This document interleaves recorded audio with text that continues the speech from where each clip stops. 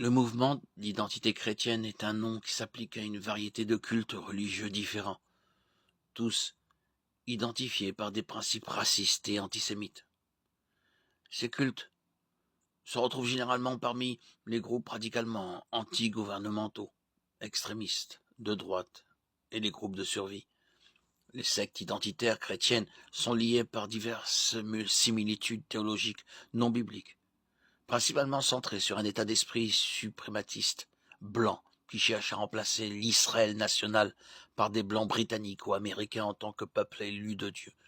Cette théologie raciste est suivie par plus de 50 000 personnes aux États-Unis.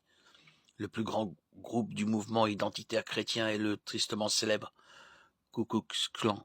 Il existe d'autres groupes dont la théologie est similaire à celle du mouvement de l'identité chrétienne, notamment l'israélisme britannique, la philosophie moins violente qui a donné naissance à la théologie de l'identité chrétienne, et le quinisme, mais l'identité chrétienne est plus virulement raciste, mais il existe d'autres différences.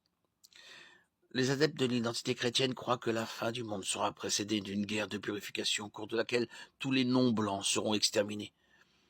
Cet état d'esprit dangereux et effrayant a donné naissance au terrorisme et à d'autres comportements néfastes de la part des adeptes de l'identité chrétienne. L'histoire et les activités du mouvement de l'identité chrétienne sont vastes. Mais il existe deux perversions principales de la doctrine chrétienne qui ont conduit les adeptes de l'identité chrétienne à des conclusions très erronées sur le monde et sur Dieu. Tout d'abord, le mouvement identitaire chrétien est célèbre pour son identité selon laquelle les Britanniques, et par extension les Américains, les Canadiens et d'autres, sont les descendants spirituels et littéraux des 10 tribus perdues de l'ancien Israël. Ils pensent que la race blanche représente aujourd'hui le peuple élu de Dieu, une croyance fondée sur des interprétations capillotractées de l'histoire migratoire, mais qui n'est pas basée sur des faits. La Bible nous dit que Dieu rétablira Israël en tant que nation, dans la communion avec lui, après l'avoir protégé des nombreuses nations qui s'opposeront à lui à la fin des temps. Contrairement aux croyances du mouvement identitaire chrétien, il est clair dans la Bible que la nation d'Israël sera composée du même groupe ethnique que celui qui a été responsable de la mort du Christ, à savoir les Juifs. Zacharie 12, 10.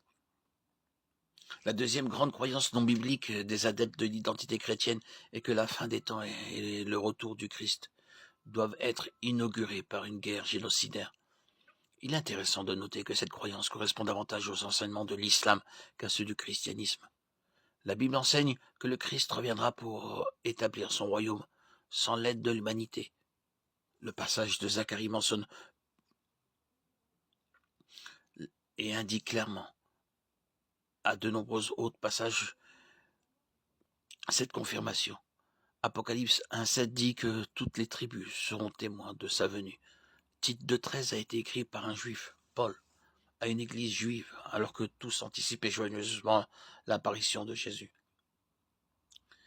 Il est mentionné que des guerres et des rumeurs de guerre se produiront avant la fin, Matthieu 24,6. Mais rien dans les Écritures n'indique que la nation juive devra d'abord migrer vers le nord de l'Europe. En outre, il n'y a aucune raison biblique de croire que les races non blanches seront un jour éliminées par la main de Dieu ou par ses vrais disciples. La nouvelle Jérusalem dans les cieux abritera toutes les nations, et les rois de la terre y apporteront la gloire et l'honneur des nations. Apocalypse 21, 22, 27. Le Seigneur a toujours protégé l'habitant et l'étranger. Deutéronome 27, 19, Ésaïe 56, 1, 8.